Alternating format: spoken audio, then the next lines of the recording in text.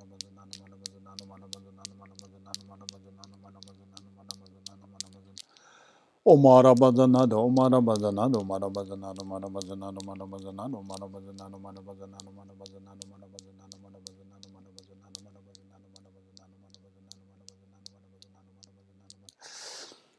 Omara Bazana di di di di di di di di di di di di di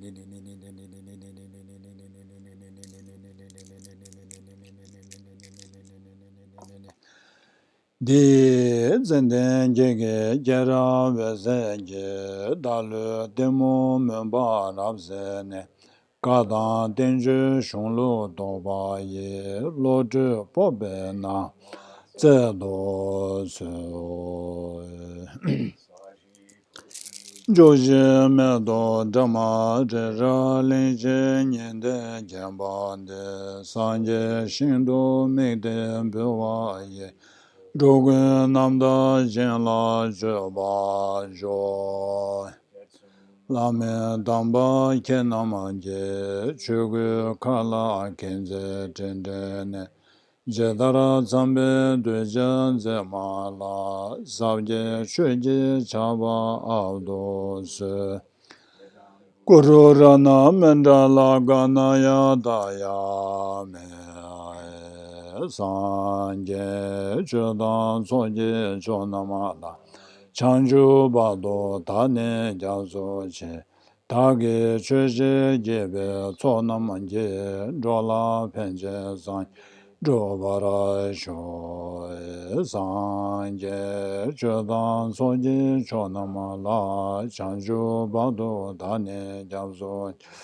dagi jeje jebe chonamanje dola penje san Drobara sho sanje chudan soji chonamala chanju bado dane jabzo Dagi jeje jebe zonamanje drola penje san drobara sho.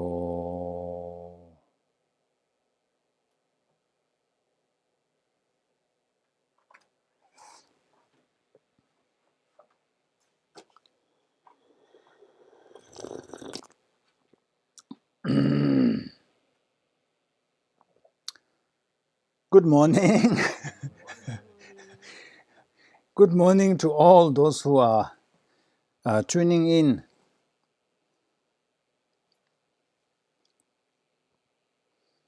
So how was your week? Okay? Challenges and patience.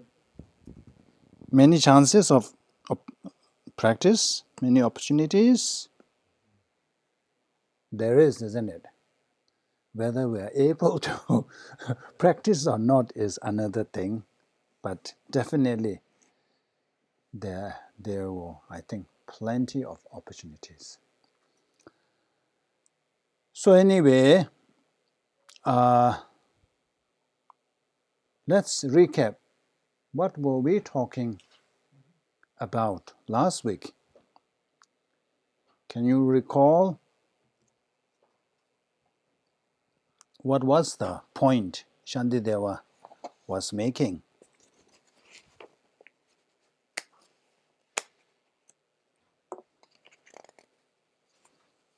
But the mind is not physical, Mm-hmm. and we don't need to be upset if we're insulted, because if there's nothing there, Yeah. we won't be harmed. Yeah, right. Yeah, thank you. And anything else? It's better to live a shorter life than a long, wicked one. But there will be a lot of suffering forbear and patience. Yeah. So basically, Shantideva is trying to eliminate the objects that give rise to our anger. So Shantideva talked about, there are many we have earlier talked about. So last week Shantideva was discussing on our material gain. So we justify our anger by saying that that person or those people hinder my material gain.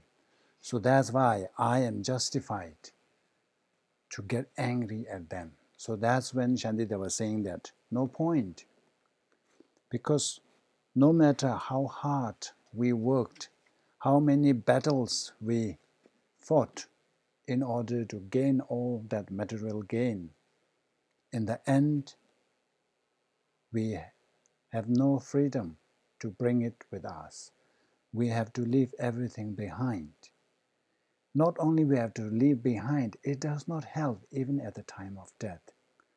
So, on the other hand, while in the process of acquiring all that wealth, if we engage in anger and hatred and retaliation, then that karma that we have created, we get to bring with us, we get to carry with us. It will tag along, and then as a consequence, we will suffer.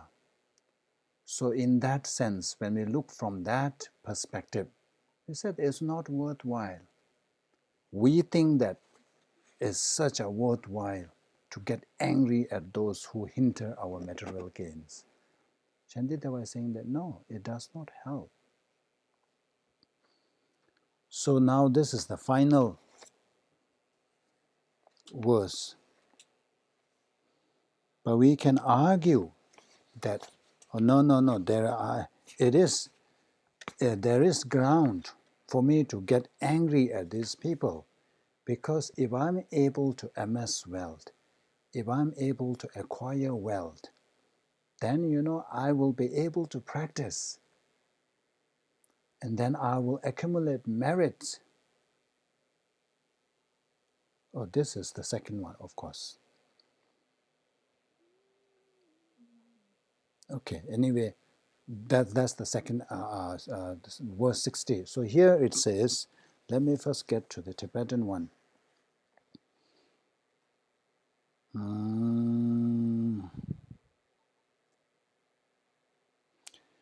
Nyebo Mambo Top Jurdes.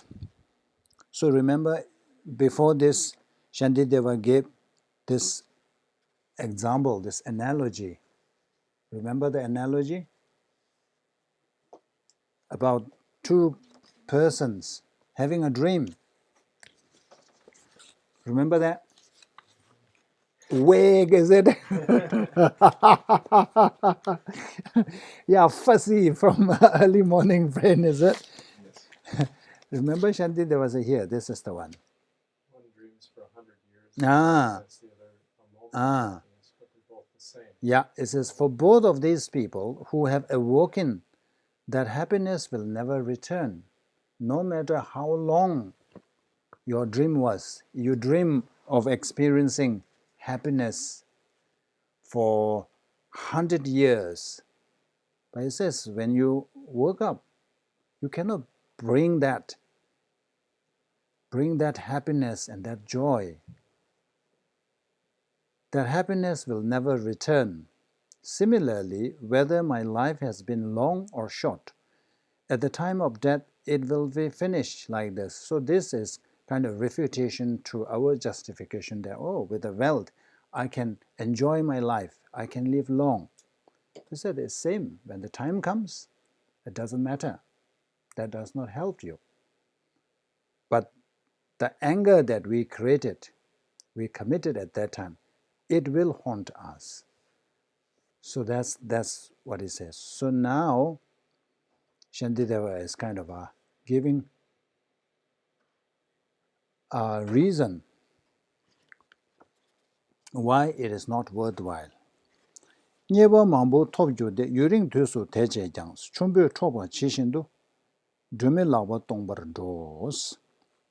Although I may live happily for a long time, yeah, if we are able to amass wealth, there is this belief that I will live a happy life, and even have this misconception that I will live long. But we know that that is not the case. Death does not discriminate who are the wealthy ones and who are the poor ones. Death does not discriminate who are the ones who have positions and who do not have. Queen Elizabeth. Queen Elizabeth is the queen of how many nations? But still, death has, called her. But of course, in her case, she lived quite long. But there are many who are so rich, so wealthy, but still they die. Steve Jobs, for example, who had so much wealth, but left the world. So death does not discriminate. At that time, we know that only our virtue helps. So he says that although I may live happily for a long time, that is, if we are lucky enough to enjoy the wealth that we have acquired through so much hardship. There are many people who work so hard and then they die. So there is a Tibetan committee. Normally we have Tibetan saying is that that means you are rich if you have no loans or debts. That's the general saying. Is it same in the West? Is there similar? Of course, everything is on credit, isn't it? Everything is on loan over here. But we normally say that, yeah, you are rich if you do not have any loans or debts. But here they made this committee and showed that, even if you have you are debted or you have debts, you are still rich. So they explain why. So there are two ladies. One worked so hard and saved money and then bought a nice place. She worked so hard to save enough money so that she could afford to buy a nice house. And there was another lady who wanted to acquire a house, so she took mortgage. She took mortgage. And then, she moved into a new house. So what happened was, the one who worked so hard and saved money, soon after she moved into the house, she died. So that's why I said that. You see, even if you have debts, you are still rich.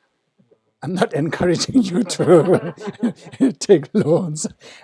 So anyway, this shows that you saved out so much. You worked so hard. And then there's no guarantee whether you will get to enjoy that. And then the most problematic, you want to say something? No, I have a thought, but I confess. And the most problematic is that what happens with that, whatever wealth you left behind, if you have no clear instructions, there's a danger, isn't it? Many people fight over somebody else's wealth. Siblings, they were so close, but then when it comes to all this, they became like an arch enemy. So many troubles. So Shantideva was saying, is it really worth working, doing so hard? Not just working hard, but in the cause, you are committing non-virtue, anger, hatred, retaliation, whatnot. I said, no point. I shall go forth empty-handed and destitute, just like having been robbed by a thief. That would be very unfortunate, isn't it? If you work so hard and then you have all that cash, and on your way back, you are robbed, left with not a single penny. So that's what happens. Remember that day we watched that squirrel going after the... That's what Buddha sees us. And we also listened to the song by Frank Sinatra. So here it says, I want to be number one, top of the water hill, top of the... What's that? Top of the heap, list of the heap, top of the hill, is that? All this. A number one. But of course, we can aspire for this. The problem is that becomes the only obsession. When that becomes our preoccupation, that's at fault. You can be number one at spiritual practice, no problem. You can be number one at, I don't know, rich, wealth, power, all this. But your whole concentration or attention or preoccupation is on such things, then it's waste of life. That's what I'm saying. Because when the time comes, just like having been robbed by a thief, I shall go forth empty-handed and destitute.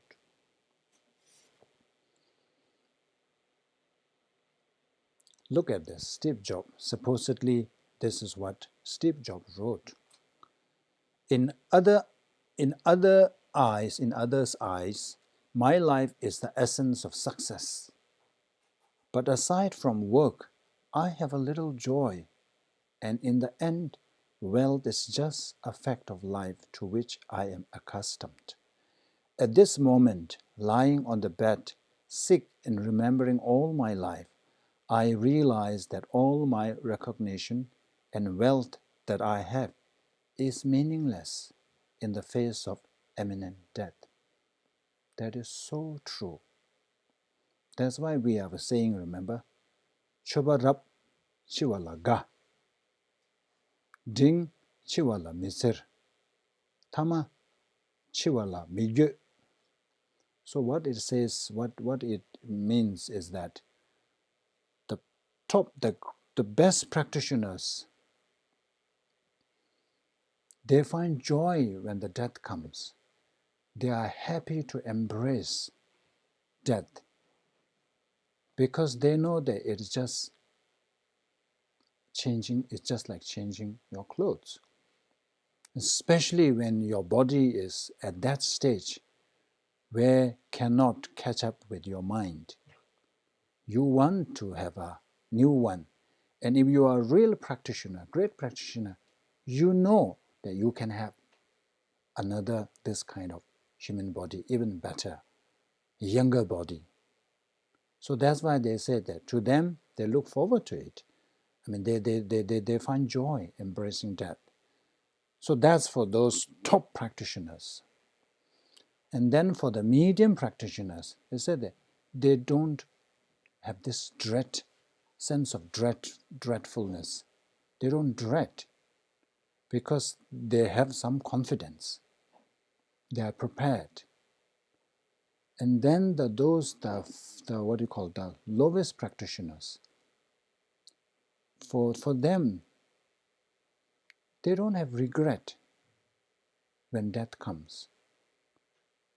There are many people at the deathbed, on the deathbed, they have so many regrets.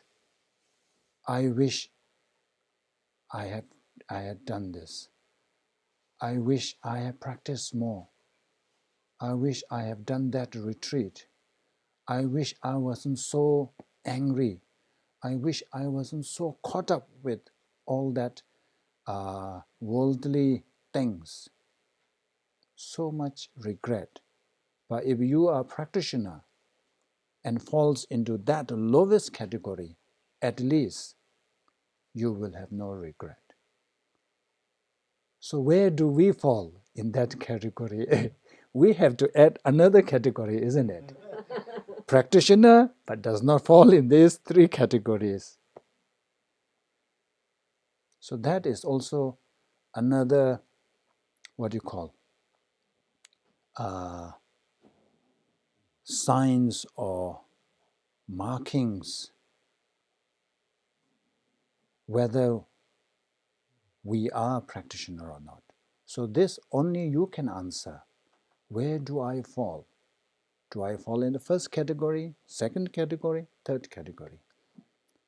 At least if we fall in the third category, still okay. If not, then we shouldn't be assuming that we are practitioners.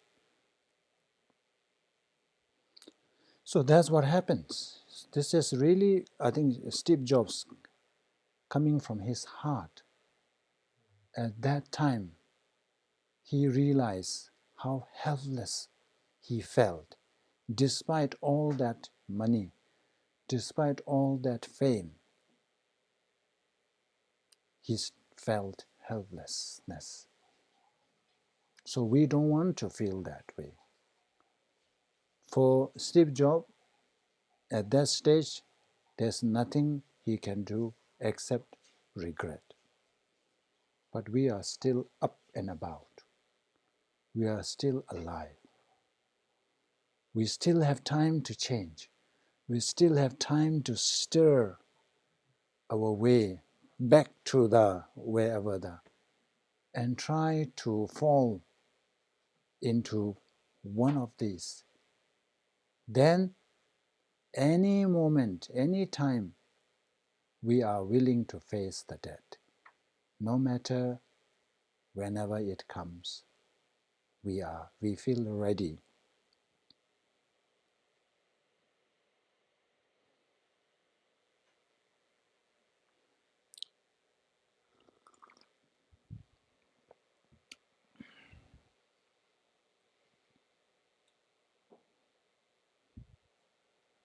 So this is the argument now.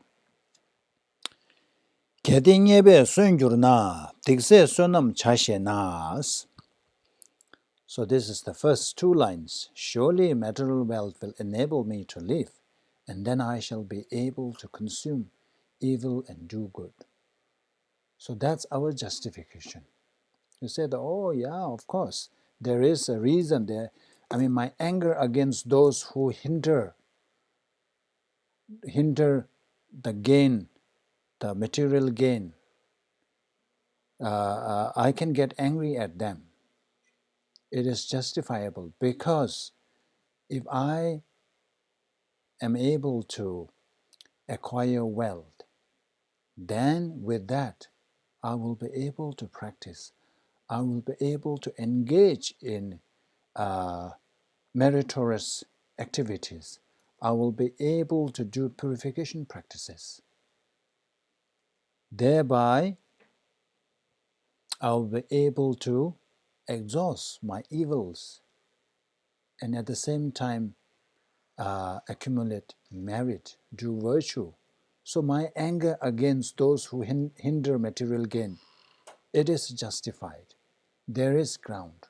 So if you say this, that is, sometimes, yeah, we think that way. For instance, if you are organizing something virtual, some events, the Dharma event, and then there are people who are giving troubles, causing obstacles, difficulties. We may get angry and we get emboldened. We may get emboldened by the fact that we think that we are doing for Dharma. This is Dharma, worthwhile, spiritual thing. I'm organizing this. How dare they cause hindrance? So we sometimes believe that such anger is okay, such anger is justifiable. So Shantideva says no. Tikse sonam chashe na nyebe tuandu choyjur na sonam tikse minjur ram, sonam setik minjur rams.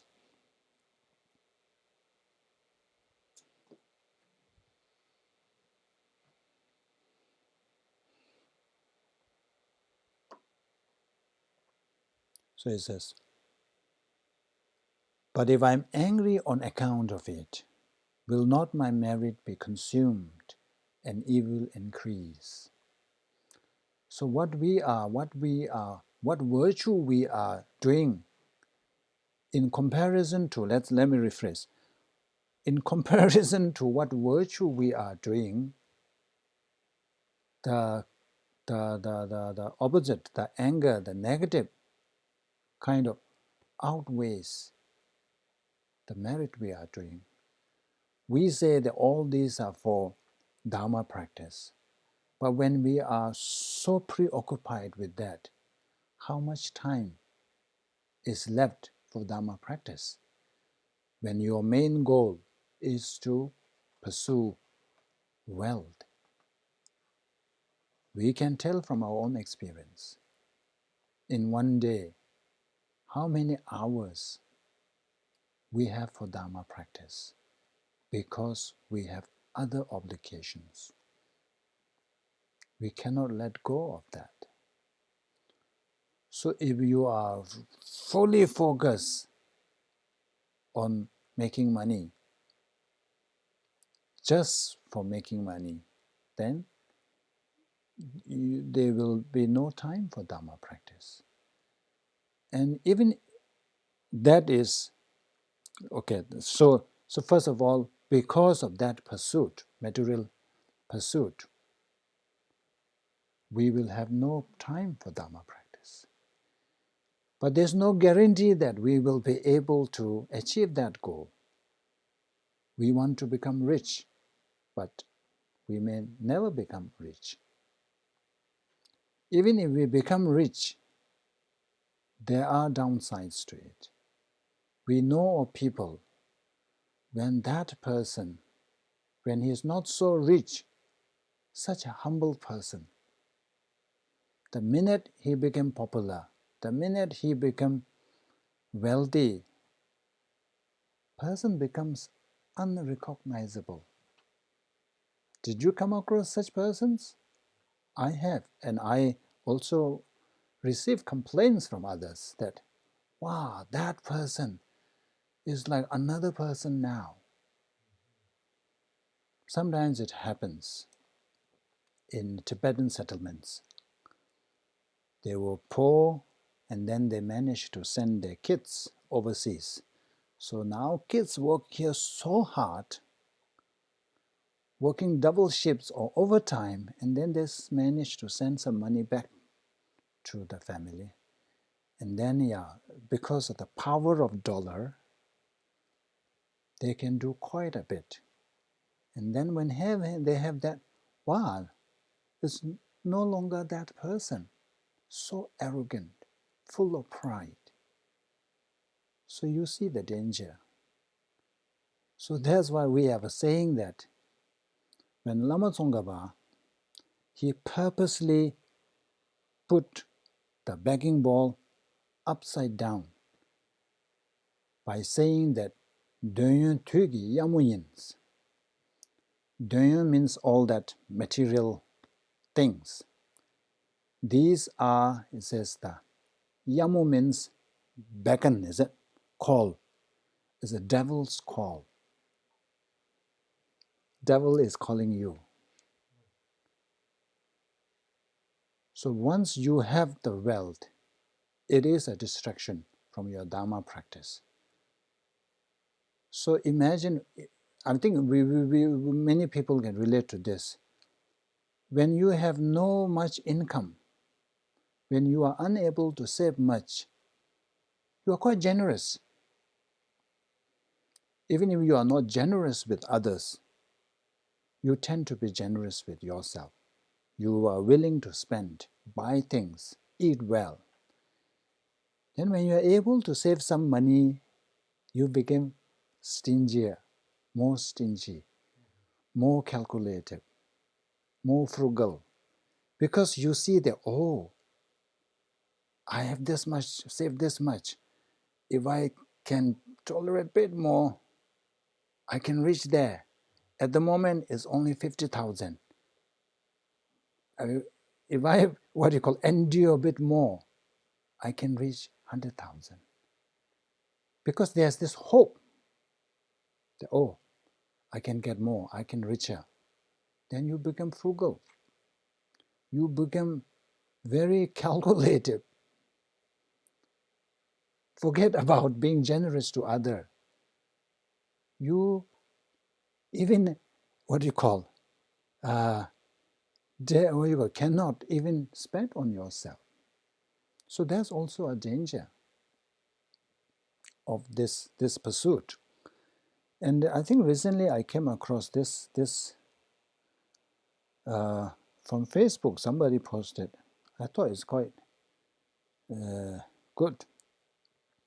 Former Prime Minister of the United Kingdom, Winston Churchill, once said, "I took taxi one day to the BBC office for an interview.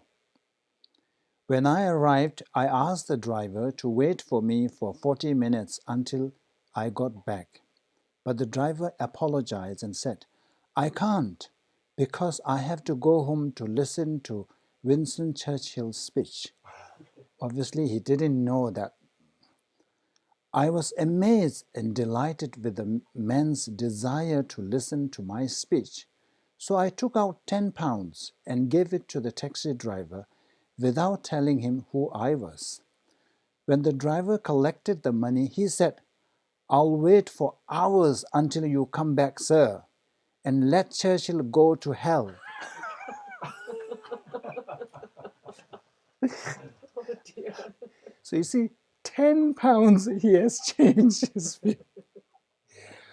So that's the actual quote. And now whoever posted this one, so this is his personal view, comment. You can see how principles have been modified against money, nations sold for money, honor for money, families split for money, friends separated for money, people killed for money. That's so true, isn't it? If you are not careful, money is really the devil's beckon or call. It can cause so much damage.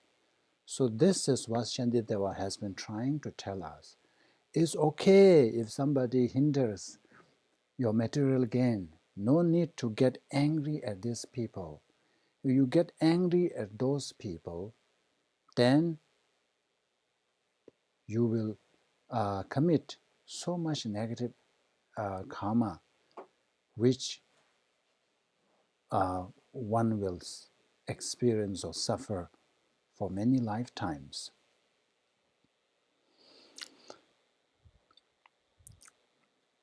Sunam kange tuandu taa sunba tinyi kede nyamjurna tikwa bashi chebayi sunba tegu shishi chas. So even though our, what you call, the intention or the desire is acquire money, then we will use it to facilitate our Dharma practice. Through that means, through that the condition, creating a what do you call, the conducive conditions for our Dharma practice, we want to practice Dharma. We want to purify negativities. We want to do lots of merits. But that is our intention. But then in the course of that, making that material gain, if we lose our mind or we will get angry, then it says here, and what use will be the life of one who only commits evil, if for the sake of material gain he causes merits needed for life to degenerate. Even though your wish is to do this, to really engage in meritorious act so that it will benefit life, many lives to come. But because of engaging in non-virtue such as anger, it says it is useless. What's that? Antithesis, is it? When it antithesis, when it cuts, this is not just cuts the other off. It's more, it's really like this, isn't it? Remember, all the other afflictions, of course, all the afflictions, the consequences are very, what is the word now? Severe. But Shantideva, remember, earlier one says that anger is the worst among afflictions. Why is that? Remember, we have discussed this. Let's refresh your memory, jolt your memory. Why anger is the worst among afflictions? It just grows and grows and grows, and it consumes everything. Mm-hmm. All of your equanimity and all of your compassion, and all of the things that you do to create merit are set aside and pushed aside, so you do something which does exactly the opposite. Mm-hmm. Mm-hmm. It's outward and affects other people, Mm-hmm. as opposed to pride and jealousy are inward, Mm-hmm. but anger is directed outwards usually. Mm-hmm. Yeah, this can be a reason, but what Shantideva offers is that, first of all, anger, being afflictive emotions, being non-virtue, the consequence is that the ripening result will be in the lower ends. That's similar with all the negative action, negative karma or afflictive emotions. Let's say jealousy and other things, even though it has its own negative ramifications, negative consequences, but it does not destroy other virtue. Whereas anger, not only it has its own consequences, but it destroys all that virtue we have done in the past. So in that sense, anger is the worst of worst. Mm. So I asked this question before. Mm. If that is true, and it is true, Mm. and I think the opposite could also be true, which Mm. is the loving kindness and patience and all the virtuous aspects. Mm-hmm. When they're manifested, Mm-hmm. they also can disintegrate the others. Disintegrate, They can destroy others. Destroy they anger? can destroy the anger or the seeds that actually perpetuate it coming back again. Mm-hmm. Make you a flow around, but Yeah. continuing. Of course, the main antidote to anger is compassion, love and compassion.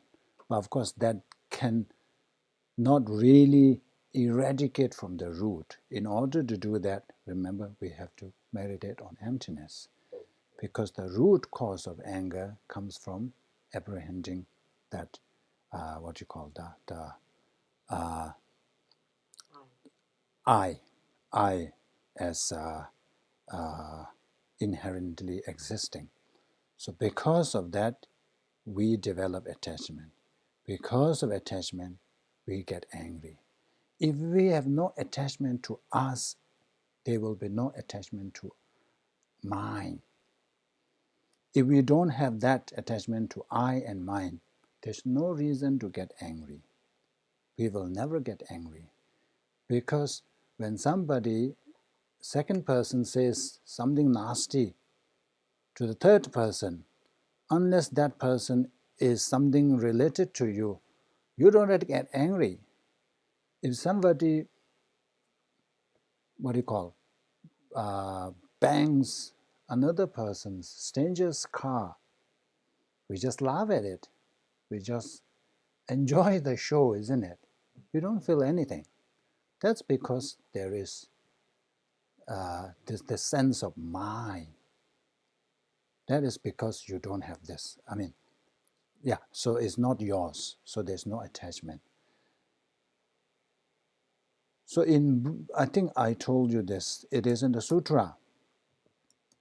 Buddha talked about how meritorious, unimaginable merits when we do prostrations.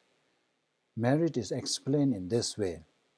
Whatever the length, whatever the area your body covers, if you are able to count the atoms of all that particles, that from here to where something called that golden ground there, whatever atoms between that is like numberless, isn't it? You cannot even imagine.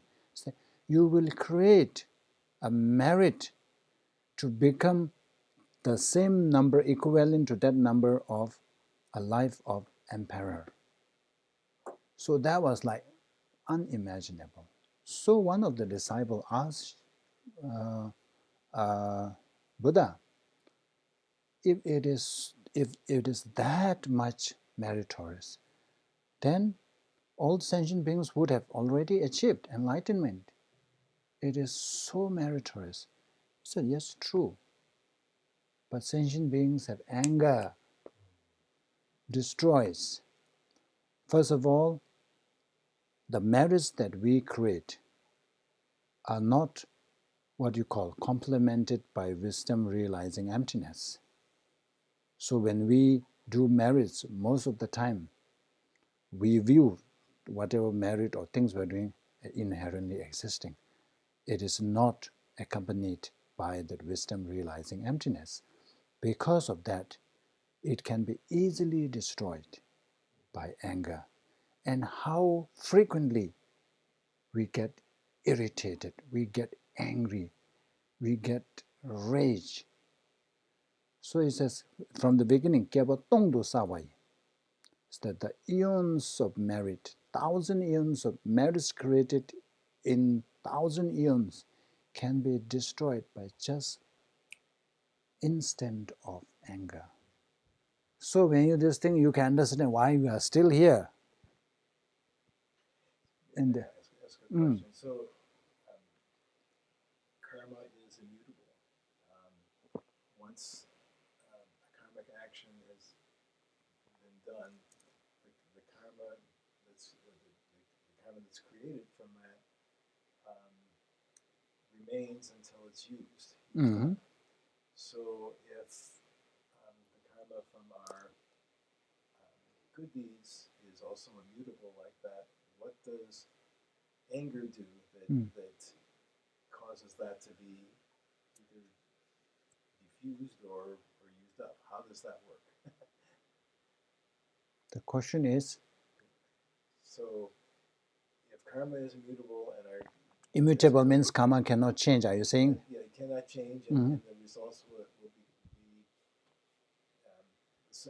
similar to the cause. So the good karma, good results, bad karma. So you've created good karma, but now how does anger destroy that? Yeah. How can it destroy that? So I think that there is some misunderstanding there, when you say karma is fixed. Karma, you are saying karma is, what's that? Immutable. So anyway, whatever it is, it does not mean that karma cannot be changed. Karma can always be changed. But what cannot be changed is when karma ripens. There is already created karma. When other conditions come together, when it's ripened, then that's it.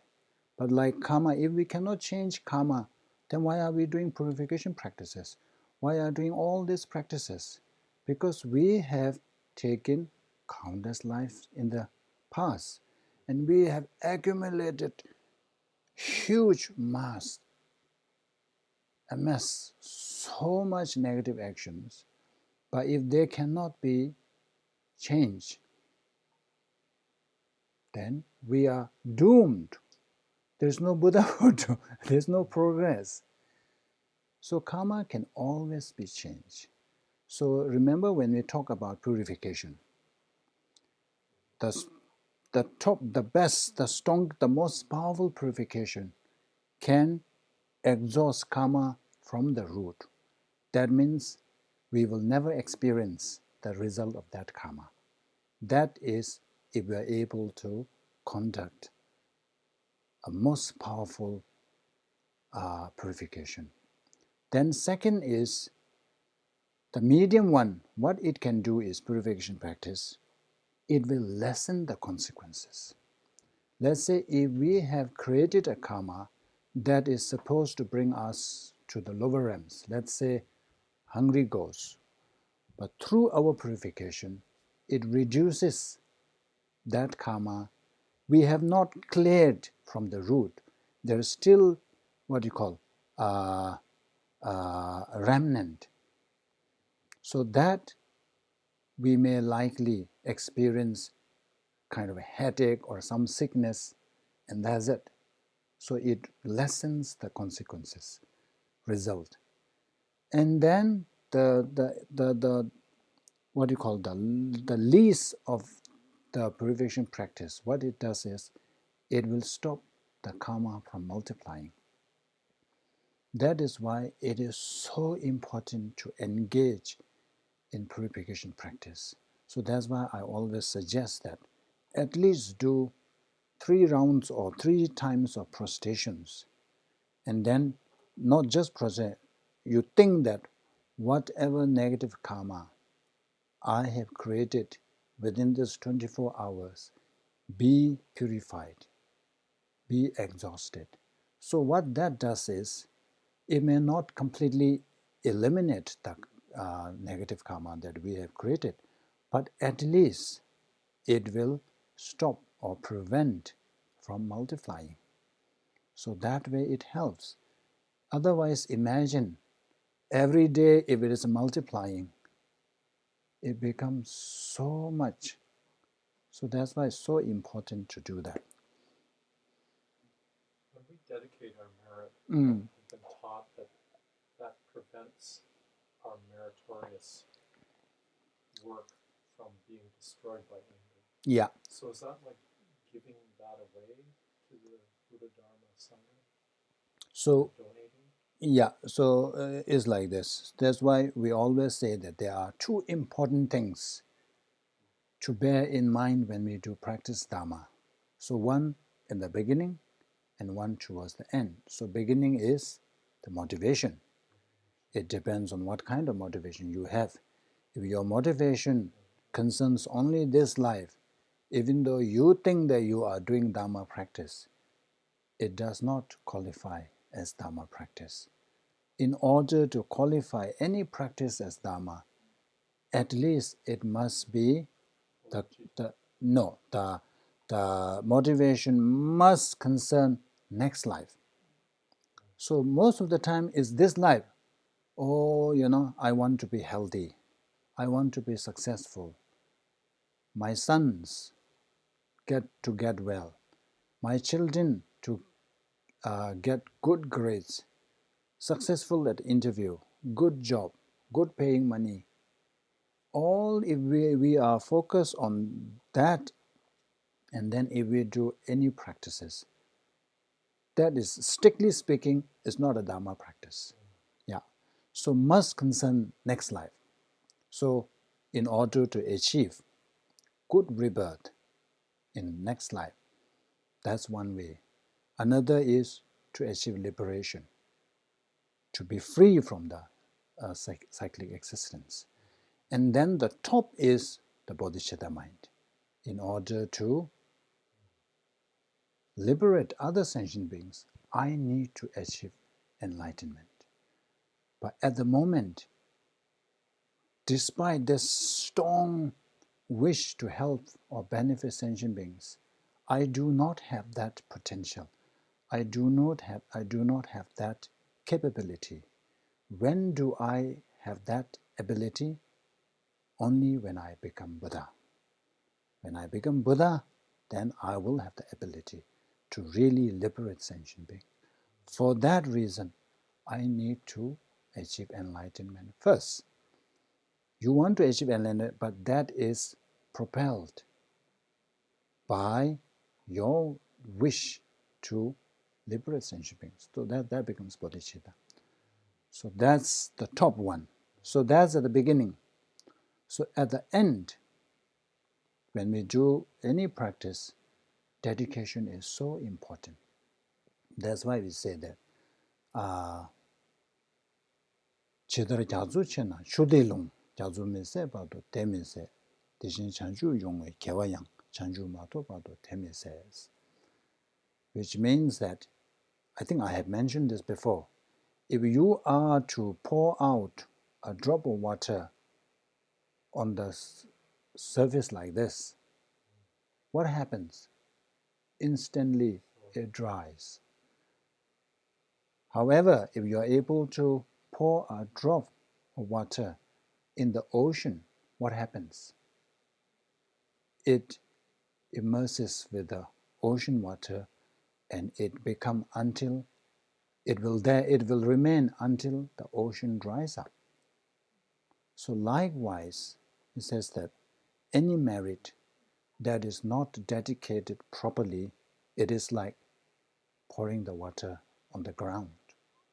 Whereas the marriages that are concluded with the dedication, proper dedication, is like pouring that drop of water in the ocean.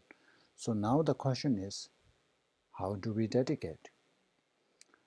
So dedicate, there are two ways. One is whatever merit you have created, dedicate towards achieving enlightenment. May all the merits I have accumulated today become the cause to achieve enlightenment for the sake of sentient beings, to help sentient beings. And then another way is not really dedication. Another way to protect your merit is, as I mentioned, whenever we engage in Dharma practices, we need to be that whatever practice we are doing need to be complemented or accompanied by that wisdom, realizing emptiness. At the moment, it is difficult for us. First of all, we don't have real realization of emptiness. Even though at this stage we don't have the actual realization, but it is always good to kind of meditate or reflect or just think that whatever merit you are dedicating is also devoid of inherent existence. Wherever you are dedicating, the Buddhahood is also devoid of inherent existence. And then you, the one who is doing the dedication, is also devoid of inherent. So if you are able to think that way, that kind of protects the merit. There are some people, some people think that they admit, oh yeah, I'm a bad-tempered person, I get angry often, but it's okay because on the other hand, I'm very generous and I'm very helpful. So my virtue, so those virtues kind of offset my anger. Is that an acceptable argument? Of course not. That's what Chandida was saying. You are doing more damage. You may be doing other things, but then if you anger destroys all that merit. So in the end, you are left with nothing except this one, isn't it? So if you are the person who applies that way, then you should apply that to the other person, isn't it, whom you get angry at. So normally I say that we always, when we make mistakes, when we lose our temper, when we lose our cool, and after we recollect ourselves, and then when we apologize, what do we say? It was not me. It was my anger. The anger took over me. I was blinded. I didn't know what I was saying. I didn't mean.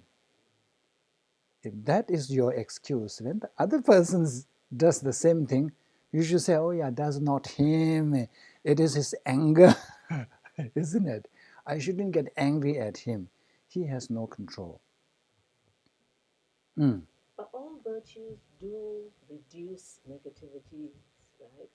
Except that because we don't remember to dedicate the virtue, so the power of our virtue is very weak. Is that right? Because when we do virtue, even though you've been angry at hour number 1, hour number 2 we did virtue, it does sort of... balances a bit, but that's not a justification. That's not, you cannot justify that, otherwise there's an example, very good example, like not keeping your vows. You are breaking your vows all the time, thinking that, I can renew my vows. It's okay to break this, I can renew. So it says that if that is the case, it says that break your arm all the time because you can repair. It says, it's like this, isn't it? Yeah, your arm can be repaired But we don't go on breaking our arms by saying that, oh, I can repair my arms. So likewise here, same way. Rinpoche, what about the subduing of the negativities through the motivation of compassion? Yeah. If you are able to really generate compassion, at the moment our compassion is not real compassion. So let's say if somebody is so dear to you, if that person is very dear to you, you have this, what you call, sense of endearment. When you have that, when you developed such sense of endearment to a particular person, you are always protecting that person. You cannot even bear the person experiencing a slightest discomfort or suffering.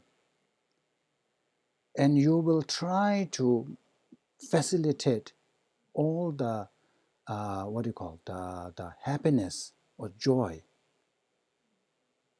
So that we need to develop that kind of attitude towards others.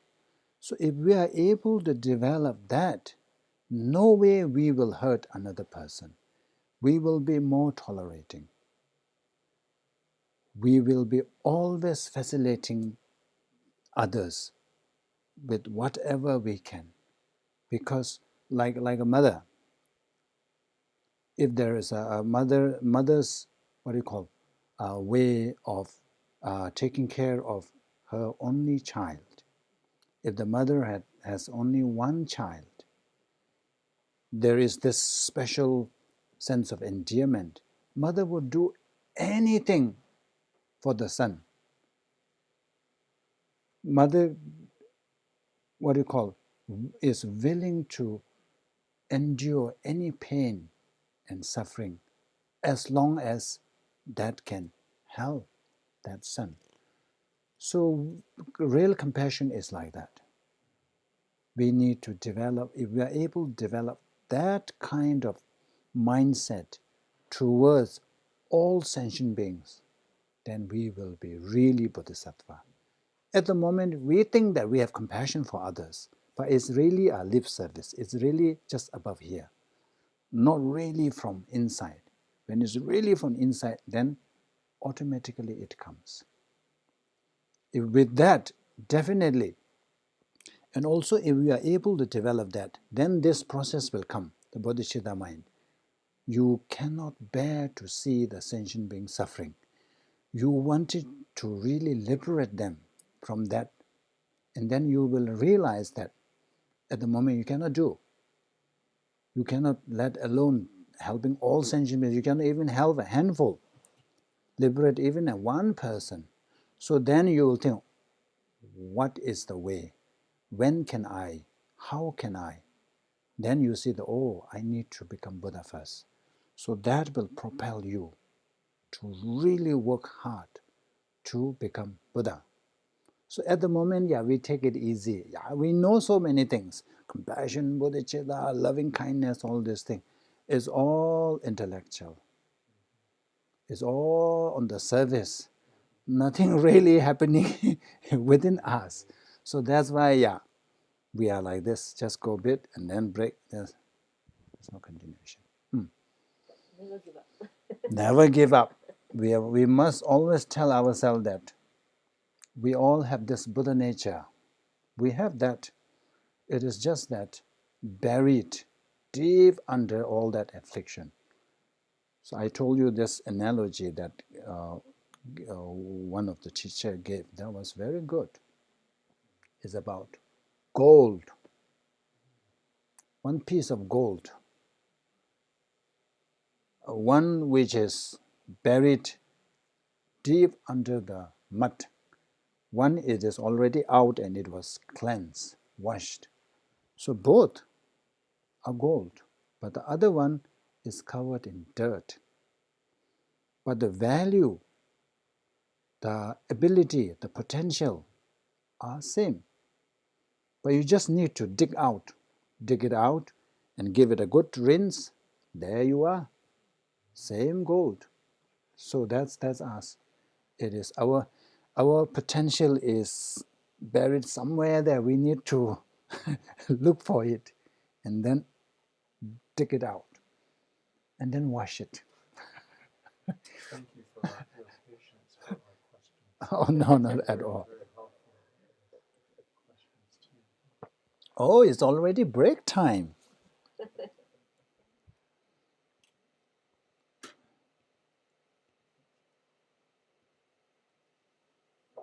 Source of compassion and despair. The last question.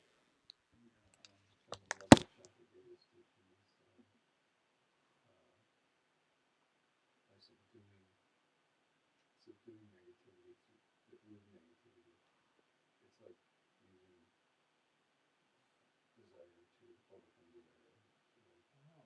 Using afflictions to actually do the opposite. Oh, wow.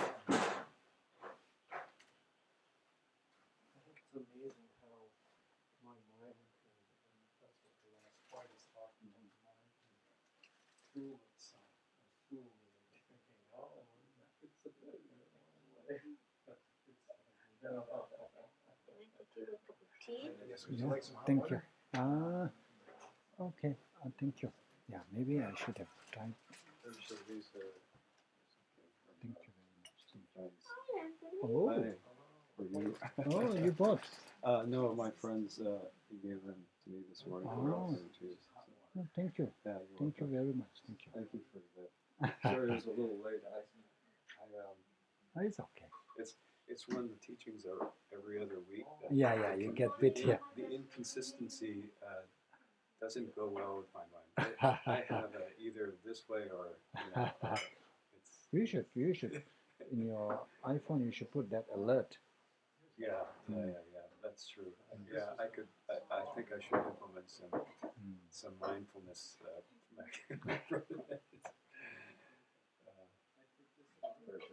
I'm really glad I'm getting Shanti Deva here and Shanti Deva at the monastery because you will be well baked. The other book and this book they really go well together. Okay, good.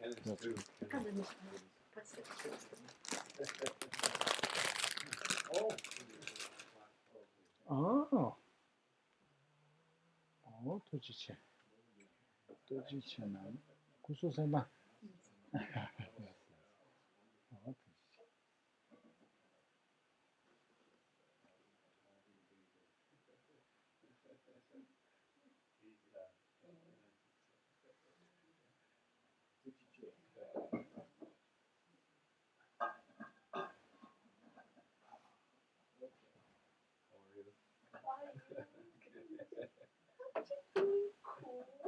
A little, but I'm trying to do a little tumo or something, get the little spark going. So if you burst into flames, you did it.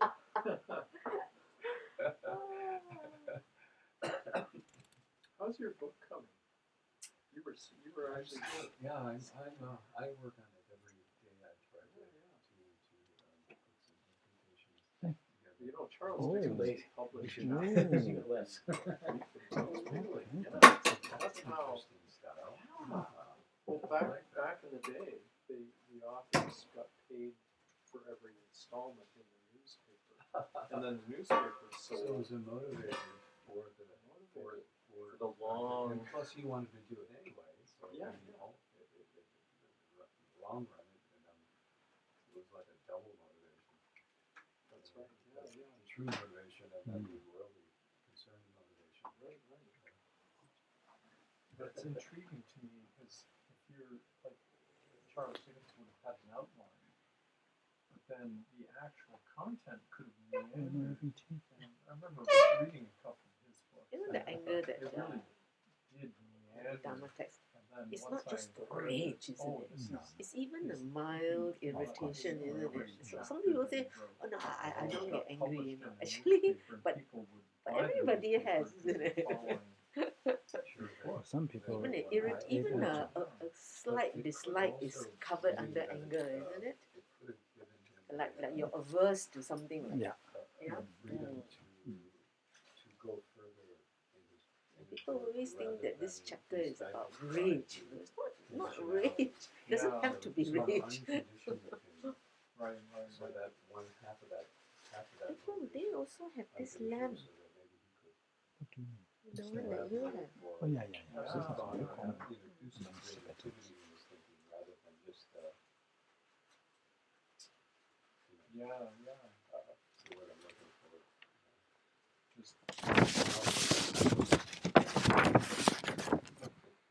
One thing when you have Buddhism, it gets rid of that refinement. It opens everything. So you're not in a conditioned realm. Like your mind is not in a conditioned realm. It's like if you're in the realm of the Bodhisattva who is no longer conditioned, like Manjushri, then they're in a different place altogether. Yeah. But It's like us mere mortals are like quantum physics. If there is other realms within realms, then why not? Right. But if it's conditioned realms within conditioned realms. Yes. To shi dile. The one thing that I love this idea, and I was reading, I think it might have been in Chuck's book that he borrowed. He was talking about the hair mound on the Buddha. Ushnisha. That's in Sanskrit. That's a crown protrusion. That's actually, I thought that was actually part of Java dule chong. like it's actually not hair. It's Kazu shure.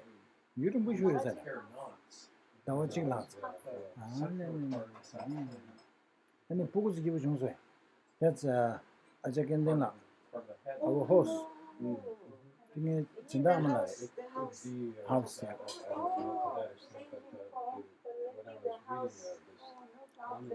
Amala Malaysian pere. Energy that goes through that, it cannot be transcended because it's infinite. And so the idea is that 그래서 가르친 기분 좋네. there's an unconditioned infinity. So the idea that you can transcend it, or go over it, you wouldn't ever be able to reach a bridge where you could actually. So when I read that, Really. Christians have I've heard called a lot that of good God. things about you. Thank you so much. So I'm in so their generous. perception, People are. they saw that I'm sure not. and for them that was God, and for Thank you for their letting us minds have could this only space. conceive of it Wow. as I'm not separate doing from anything here. them. Just, oh, I see. Yeah, my maybe mom that's just where walked in maybe because that's where they the separate, sold their the house. They want to separateness comes downsize. in. So yeah. But I was just There's a reading room behind this that room. confirmed Over that there, all over there, faiths, over there. Yeah. all faiths Is are there really a room dharma, behind here as well? but That's the stairs to go condition, upstairs. Right. the conditionality También Different abilities. and the Buddhist is It's a the separate unit, isn't it? unconditionality. Yeah, this place. Yeah, It's the same stuff. kitchen and It's very everything, good. so Yeah. convenient. Yeah. I really like the tea. Still, thank you. This is perfect for us, isn't it? Perfect. Perfect. Nice to see you. Nice to see you too. I have a little break. The kids Are you went. sitting here? No, Okay.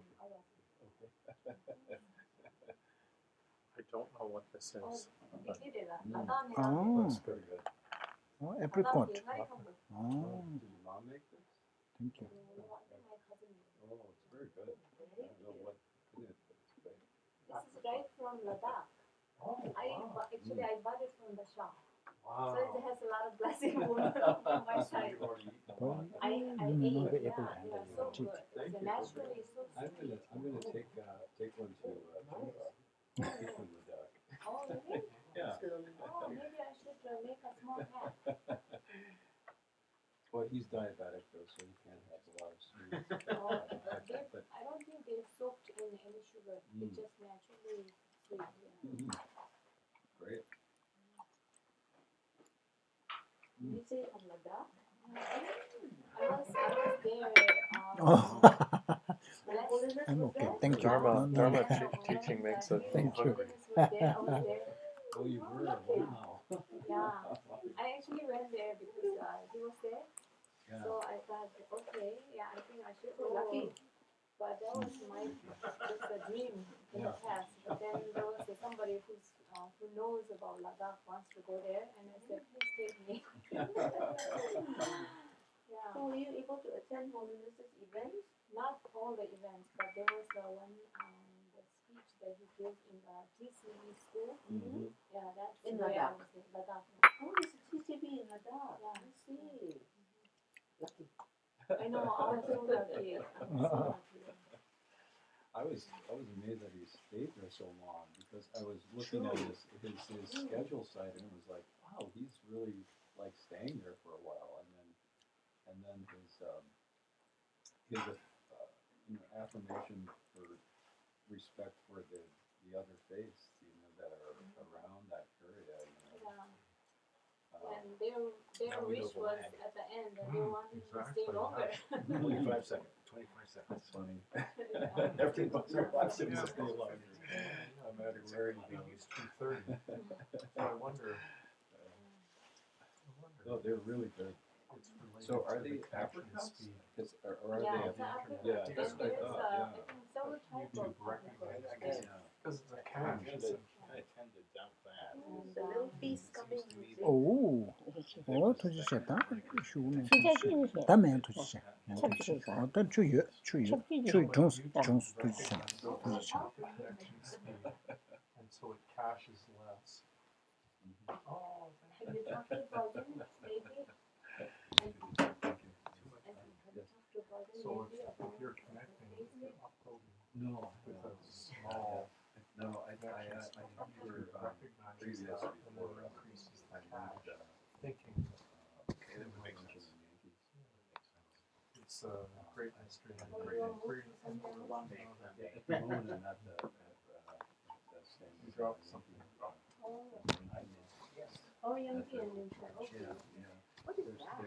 They're gonna get. And there are places where you can drink it. Oh, so this is the group photo.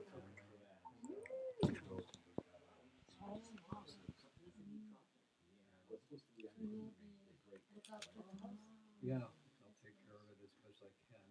I don't spend a lot of time there. I just sleep there. So. Guess I don't need to use the gong today. Everybody's already here. 음. You should go in the other room so I have a But go reason to ahead. ring the It's a gong. nice sound. Why don't you do that? It's a good sound. This is for everybody on the other end, so they'll hear it coming back to their 매 도지체. 다 도지체. 다매 도지체. this 매 도지체. 도지체.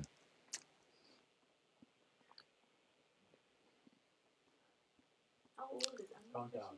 And I heard last week that this was 82. donated by Claire 82. Gibbons. Wow.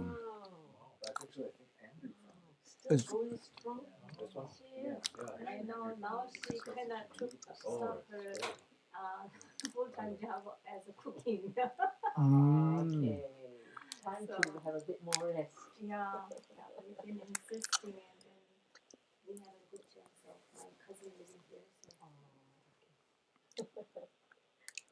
Okay. So this is, I just wonder, everybody's your pleasure. Our pleasure. Sounds better when you do it. Oh, bravo.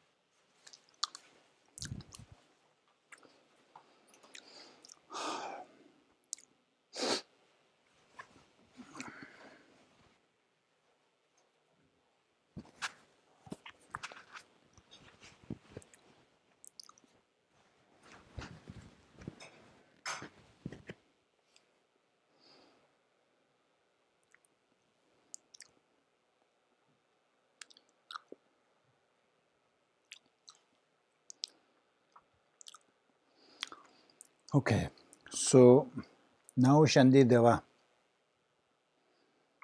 brings up another argument, refutes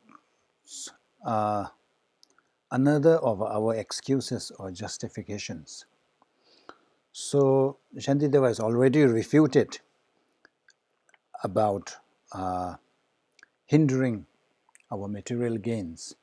So now, we can argue that, I can agree with you that, no point getting angry at those who hinder our material gains. But then what happens is, when this is all about this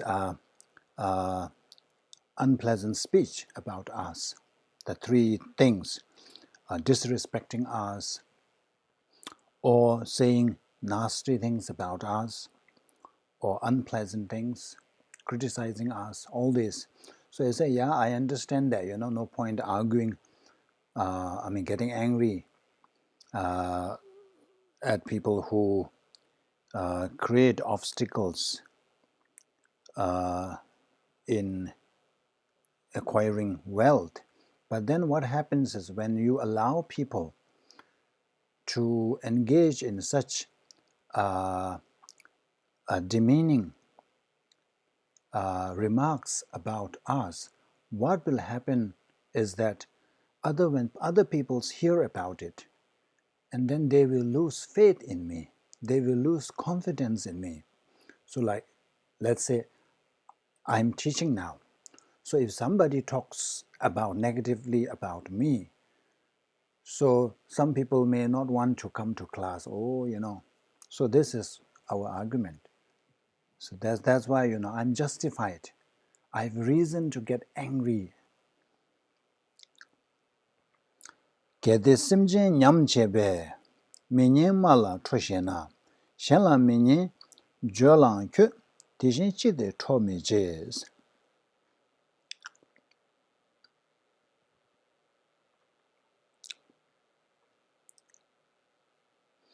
So basically here the point is that the main point or point of argument is that I'm destroying others' faith.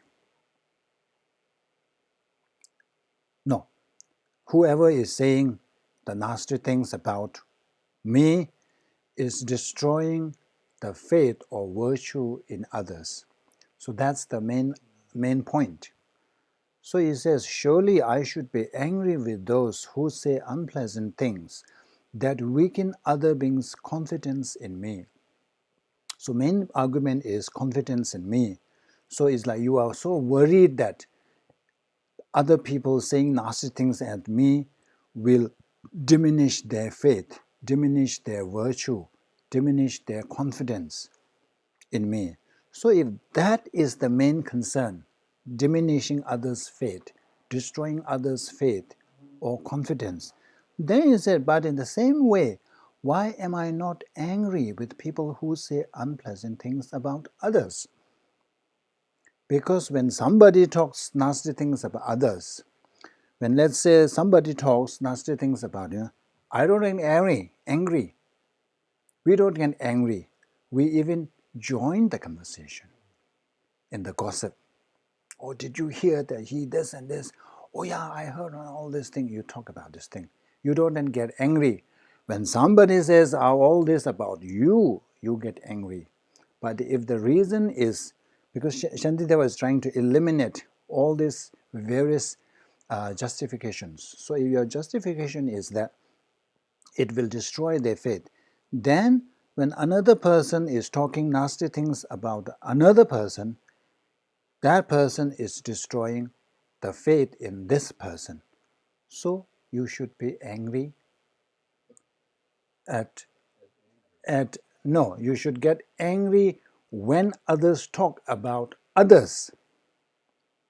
We don't get angry when others talk nasty things about others. When others say nasty things about others, we get angry when they say nasty things about us. Because other is like indifference. We show indifference when people talk about another person, because it's like, I'm not involved. He's not talking about me. So as long as he's not talking negatively about me, as long as they are not criticizing me, I'm okay. That's our attitude. So, but the reason is why, when you ask then, why do you get angry when they talk negatively about you? It's because now there, of course, he's running the person. Let's say if there is a person who's giving all these excuses. So after Shanti, they were refuting each one. He's running out of reasons. So he's saying that, oh yeah, because they want to talk about this thing, yeah, it will destroy others' faith. In that case, when others speak negatively about another person, we should equally get angry if that is your logic, if that is your rational, but we don't get.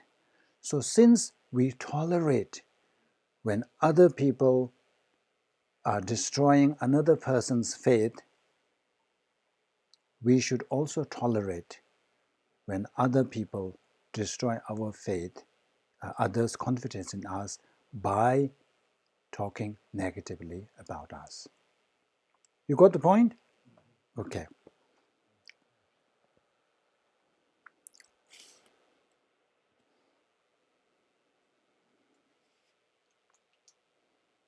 So this Shenla Minyin Jolan Kyo Tishin Chi de Tomiche. So the first one is, why aren't you angry at another person talking negatively about the third person? So here it says that Made Shenla Ra Lebe Deba Mela Kyo Suna Nyomo Kila Ra Lebe Minimala Chi Misus. If I can patiently accept this lack of confidence because it is related to someone else. So now I say, oh, these are two different things. It's completely different, you see. It says that whether that person's confidence is destroyed or diminished depends on whether that person is at fault, whether that person is faultless, or whether that person has quality. So there is some other factor. It is contingent on another condition or another factor. Because my getting angry or not getting angry doesn't really make any difference. So as they need to have another factor, dependent on another factor. So that's, now we say this. Then Shantideva refused that. Then why am I not patient with unpleasant words about myself? Since they are related, here they translate it as related, is more like depend. Related to the arisal of disturbing conceptions. So if your main argument is that it is dependent on another factor, then here is same. Because when others say nasty things about us, that is also whether the person says nasty thing about us or not is contingent on the person's anger. When anger arises in that person says all this. So that person is under the control of anger. So there is this factor. So if you are going to bring in another factor, then it applies to you as well. You shouldn't get angry because there is another factor, which is the person is under the control of anger. Makes sense, isn't it? Yeah. So this thinking of, this is mainly, cognitive approach. It's how you interpret the situation, how you look at the situation. So this morning I was asking Ken. Ken has a dog who chews everything, isn't it? Chews at everything. So I asked Ken, do you get angry when the cat chews, the dog, chews, what else? Bedding and whatever is there. Furniture and everything. So I asked, does he get angry? He says, no. I asked, why? Because he thinks that it's a dog. He doesn't understand. He doesn't know there are different types of dogs who do this thing.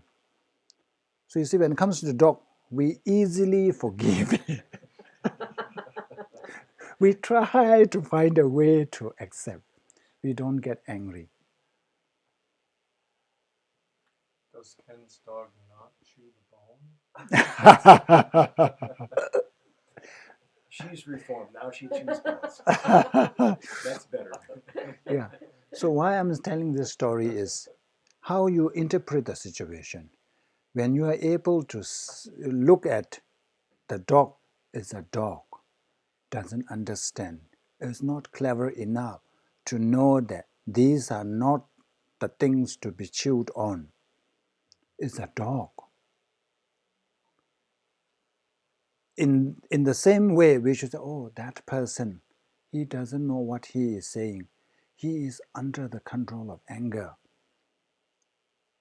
The evidence is that when the person cools down, the person will regret. So that shows that hopefully a person regrets. If the person doesn't realize, then it's too bad. But most of the people, they realize that they said this outbursts and they said things that they shouldn't be saying. They regret what they said in that heat, in that moment. So what I'm saying is the way we interpret the dog, when the dog misbehaves, we have a mechanism there not to get angry. We should apply that same mechanism when somebody else angers us.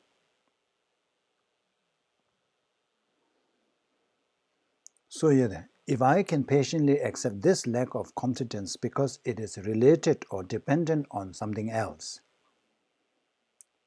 then why am I not patient with unpleasant words about myself, since they are related or in relation, or they arise in relation to the arisal of anger within them?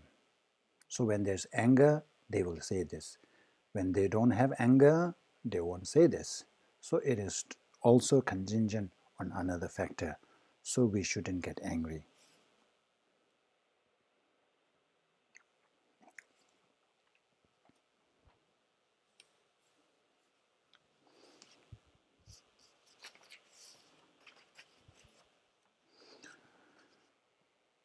So until here, Shantideva has been discussing on the issues relating to harm and injury caused to us, to oneself.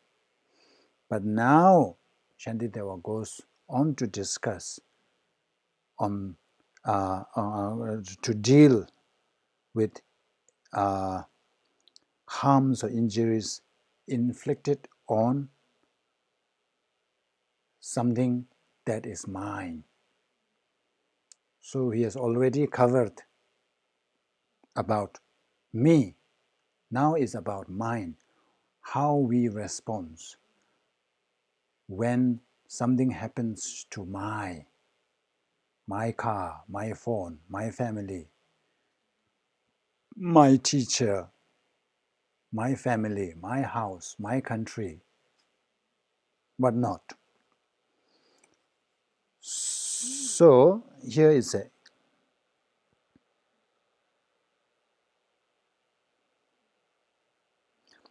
kusu choden tamju la keshin jikbar chebalang tagi shedang mirikde sanje sola nömengas.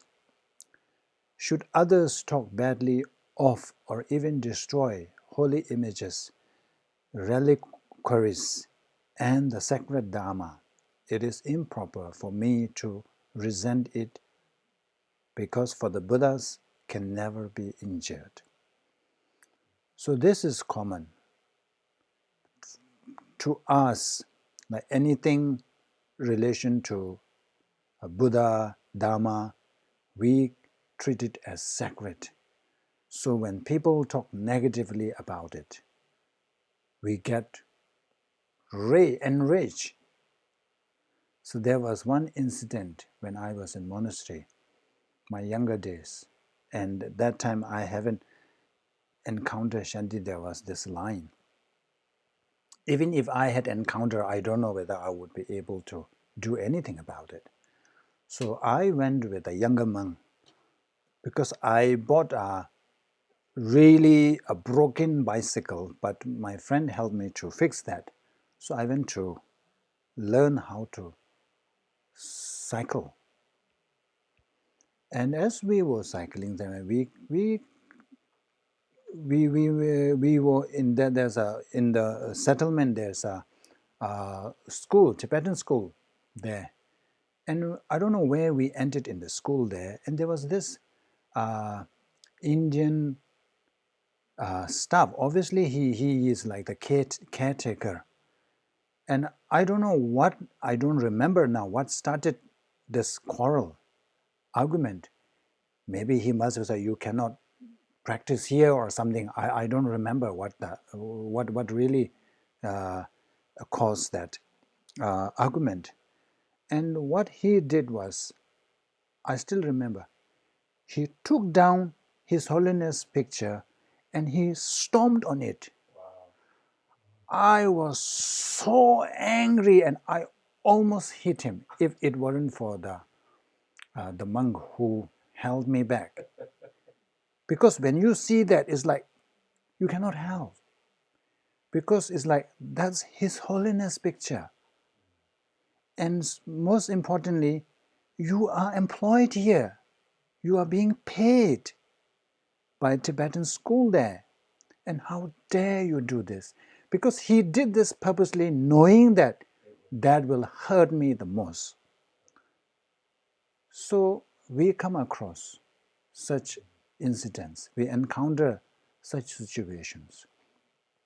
So that's Shantideva saying that when such occasion arises, what we should think is that Buddhas, like His Holiness image, Buddhas, all this, they cannot be harmed. They are enlightened beings. So why are we getting worked up? Worked up, is it? Worked up. Should others talk badly or even destroy? At the moment, many wars are waged on that, isn't it? Some say things about Islam, Christianity, I don't know about Buddhism, but others happens. When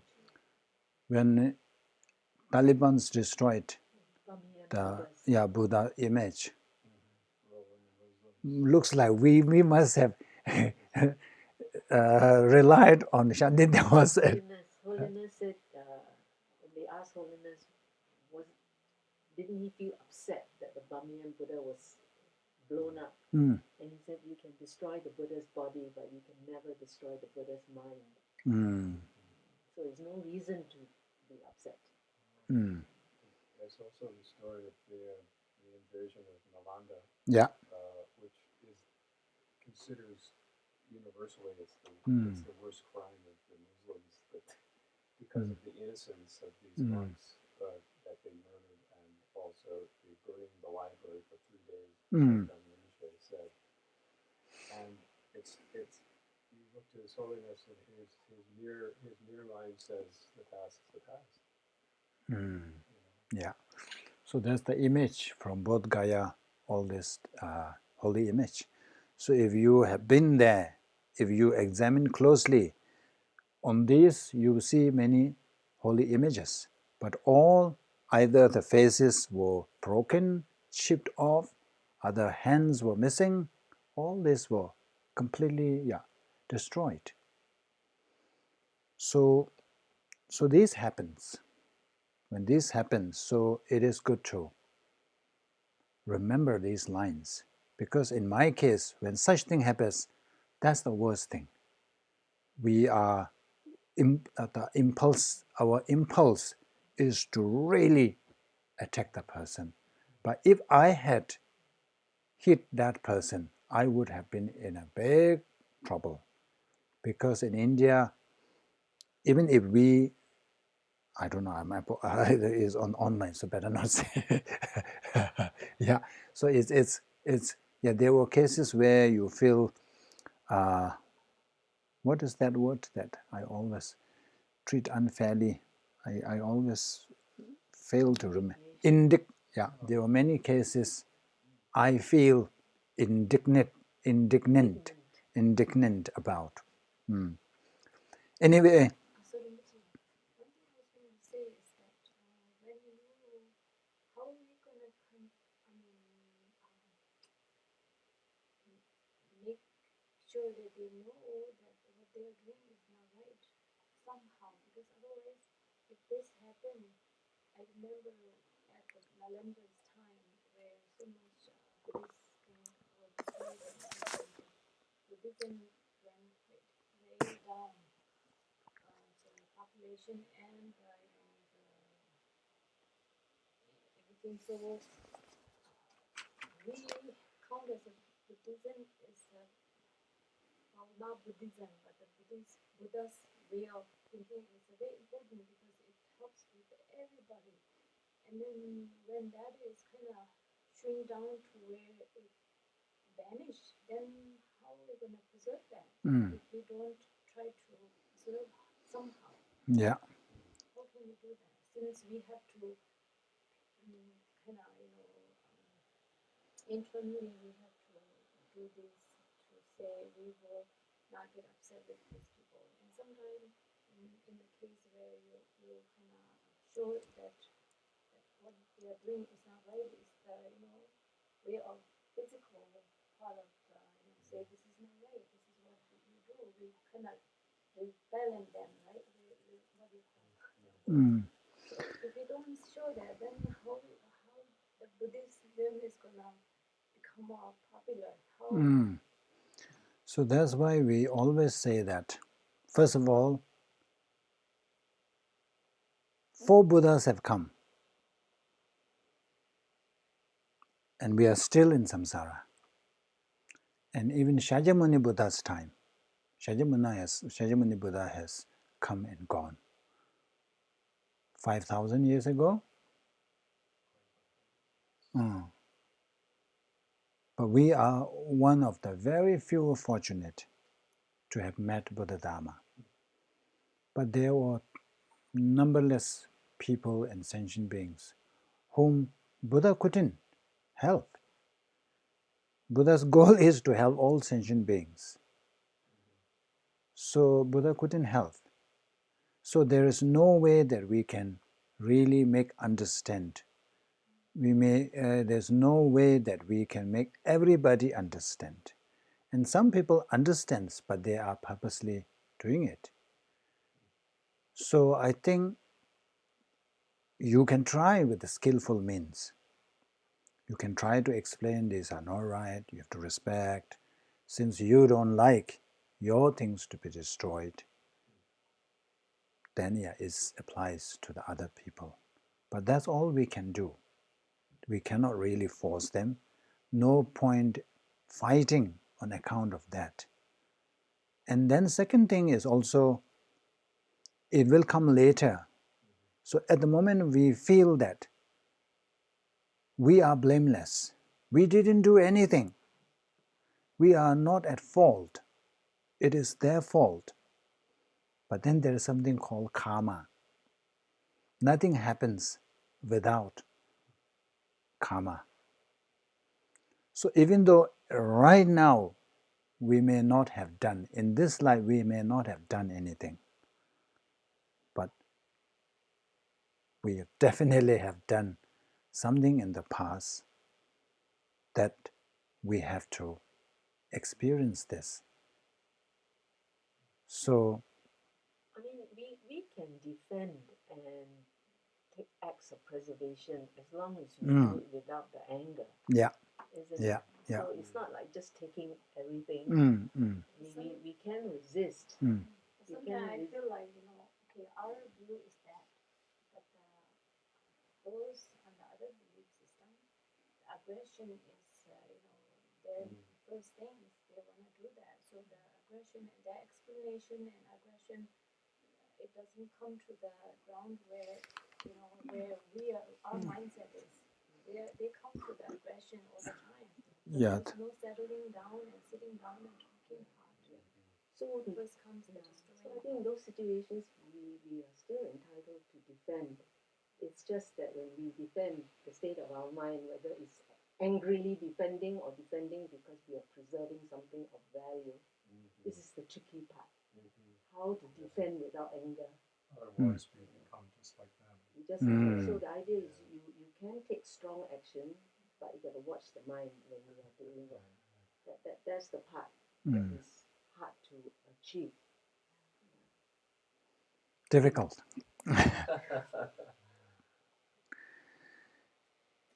Should others talk badly of or even destroy holy images, reliquaries, and the sacred Dharma, it is improper for me to resent it, for the Buddhas can never be injured.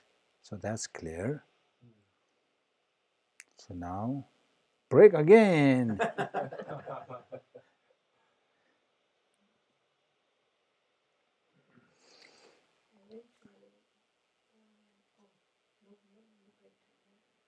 No break, no break.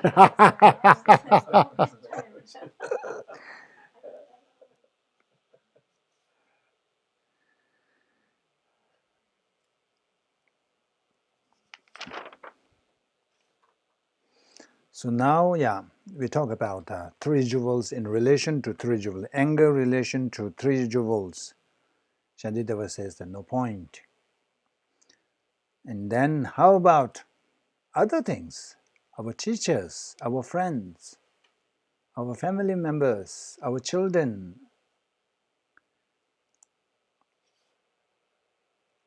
Lama nyen la sokpa tang, she la nyoba chenam lang. Ngame suji ken thale, gyuwar tone, chowan dos. I should prevent anger arising towards those who injure my spiritual masters, relatives, and friends. Instead, I should see, as in the manner shown before, that such things arise from conditions. When such thing happens, is that instead of getting angry, we should remember that things come to being due to causes and conditions. Look at the image here. There's something sprouting. When causes and conditions come together, they do not have the freedom not to sprout. They will sprout. So when things happen, so the best is, they must have created the karma in the past. So that's why it is not that 100% that person is causing. Sometimes circumstances. Because let's say, while I am teaching, somebody comes here and then keep poking at my face, and if I slapped him, what would you say? He deserved it. Because there's the circumstances where you really ask for it. Of course, it's bad that if I lose anger, but if I slapped him, most of you will say that he deserved it. He was just calling for it, asking for it. So sometimes, it is the way we behave. Some things happen. And of course, deep down, it is karma.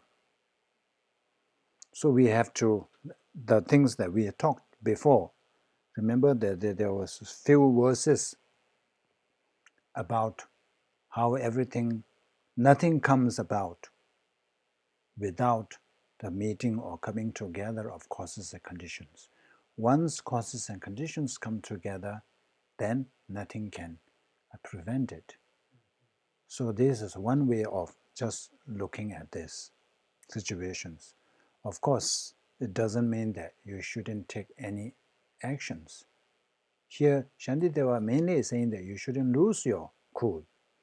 So if you are not under the control of anger, you can think better. You can come up with, solutions better. You can even come up with great ideas to, I don't know, tackle that situation. But if you go angry and rage, then yeah, there are cases, isn't it, where because of your anger you say and things and then you lose the case. That's why they provoke people. They call them to testify, and if you know that that person can be easily provoked, the lawyers try to provoke the person. I think you have watched that game. What was that? The movie, The General, the Few Good Men, is it? A Few Good Men, where the general was asked to testify, and the lawyer, knowing that the only way for the person to admit is provoke.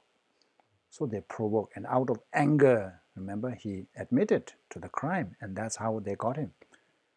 So you see the anger. If you are not angry, you will be cool and you will continue with your what do you call it, lie, is it? Yeah. Okay, I think we will stop here for today. Okay, let's. So first, I'm now offering on page 4 meditation prayers. Pege Joje Medo Dhamma Reja Lingshi Nyende Genpa De Sanje Shendo Migde Biwaye Jogun Namda Shenla Jeba Sho Guru Rana Mendala Ganaya Daya Me Simjo Rinpoche Maje Panam Kejo Je Keba Nyamba Mevaya Kone Kondo Bewa Sho Kuze Rabden Che Namgara Chile Chojo Geva Da Lozan Tembe Drume Sazum Jove Muse Dado Ne Joro Che Korwe Shengamzo Pendan Dewa Malu Jungwe Ne Chenre Sewan Tenzin Gyazoi Shabe Sede Bado Den Joro Che Chedara Gemba Da Kundu Sambo Teyan Dejen Deda Gungi Jeso Talo Che Jawa Deda Tamje Rabdo Ngo Dusun Shekbe Jawa Tamje Ngowa Kanla Chodo Ngaba De Dage Gewe Zawa Degun Zangbo Jeje Rabdo Ngowa Je. Thank you.